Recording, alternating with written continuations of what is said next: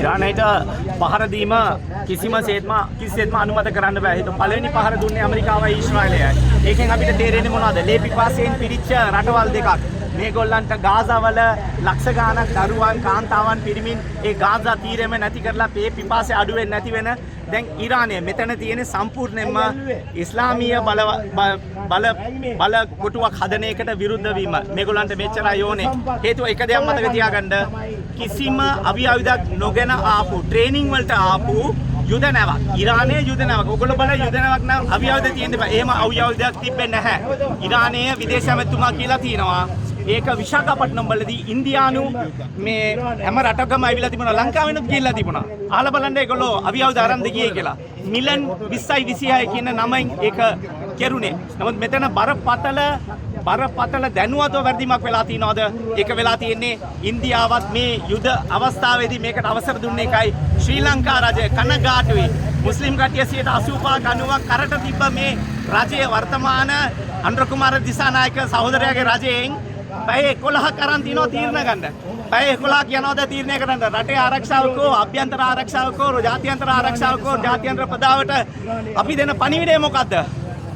අපිට ලේ පිපාසයෙන් නැති රටක් අපි ලේ පිපාසයෙන් නැති රටක් තෙල් පිරිපහදුවක් අපිට ඉරානය දුන්නා.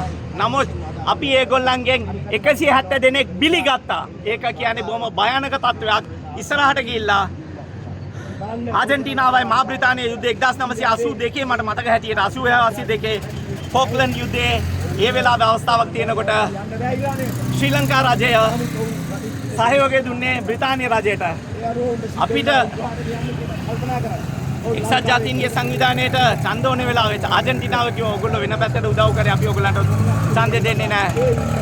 ඒට ඉරානය ඒගොල්ලෝ දුන්න ණය වලට ඒ පිරිපාදු වලට දුන්න ණය තෙල් වලට ණය ඒගොල්ලෝ පොලිය ඉල්ලුවා නම් අපි ඇඳිවත නැතුව ඉඳ වෙන්නේ. මිනිස්සෙන් විදියට හිතන්න ඇමරිකාවේ පිටිපස්සේ ගිහිල්ලා එල්ලෙන්න එපා.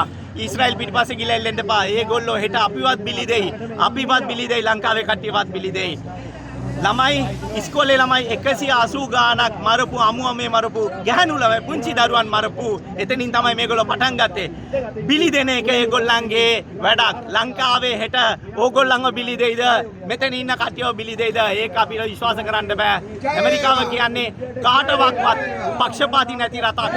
තමුන්ගේ ලාභය විතරක් හොයන ඇමරිකාව සහ ඊශ්‍රායල් වැනි මිනිමරු රජයන් අපි දැකලා තියෙනවා.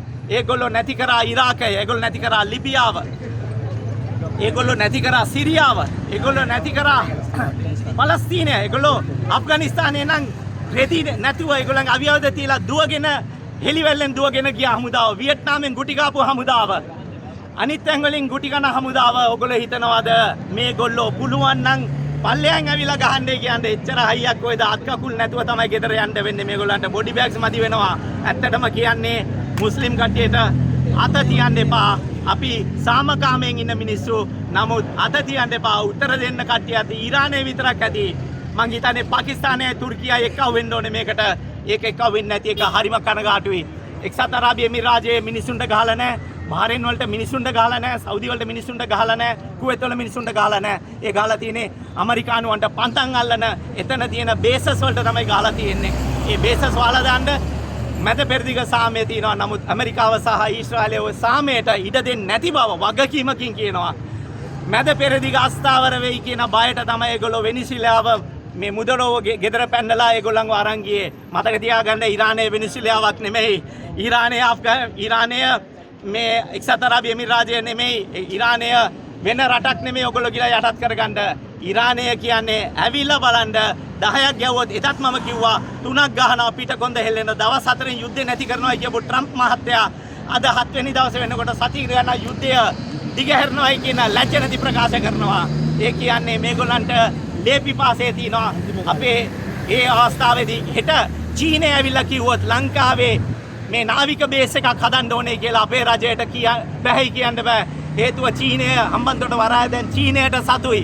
ඒ නිසා ඒකට උත්තර දෙන්න ලෑස්ති වෙන්න ඕනේ මේ අනුර කුමාර දිසානායක සහෝදරයාගේ රජයෙන්. තිල්වින් අංකල් තිල්වින් මහත්තයෝ ඔබතුමාටත් කියන්නේ ඒ වලට උත්තර බැඳිලා තමයි ඔයගොල්ලෝ ඉන්න ඕනේ. මේවා ඉස්සරහට ගිහලා පණිවිඩ ගෙනියන්න. හෙට චීන යුද බලකොටුවක් ලංකාව වෙනවා අපි අකමැත්තෙන් හරි මේ යුද්ධයට සම්බන්ධ වෙලා ඉවරයි මම ශිරාස් යුනස්